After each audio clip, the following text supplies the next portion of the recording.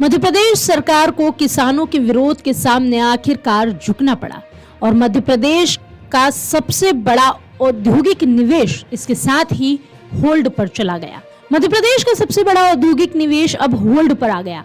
सीहोर के पास आष्टा गांव में देश का सबसे बड़ा एथेन क्रैकर प्लांट जो है वो लगने वाला है।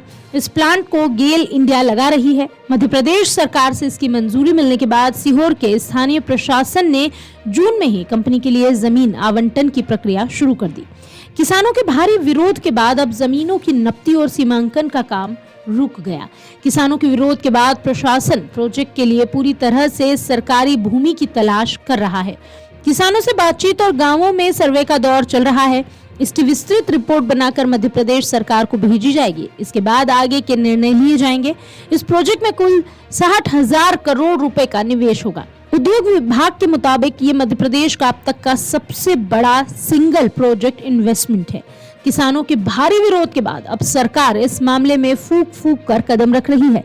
प्लांट के लिए सरकारी भूमि के अलावा किसानों की खेती की भूमि का अधिग्रहण किया जाना है। किसान किसी भी कीमत पर अपनी उपजाऊ जमीन को उद्योगों के लिए नहीं देना चाहते।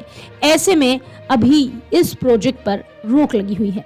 अमर उजाला से बातचीत में सीहोर कलेक्टर प्रवीण सिंह ने कहा कि प्रोजेक्ट के लिए सरकारी जमीन का उपयोग ही किया जाएगा। हमारा पहला प्रयास यही है कि हम पूरी तरह से सरकारी भूमि का उपयोग करें। इसके लिए सर्वे किया जा रहा है।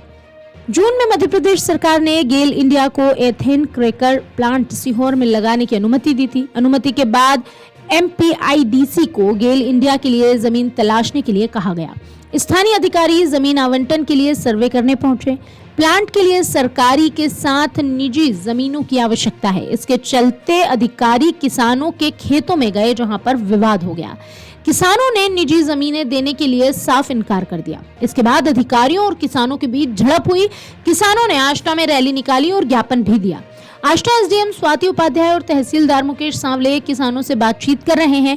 जिन गांवों की कृषि भूमि प्रोजेक्ट के लिए अधिग्रहित की जाएगी वहां सर्वे चल रहा है। अमर उजाला से बातचीत में दोनों अधिकारियों ने बताया कि किसानों की बात सरकार तक पहुंचाई जाएगी।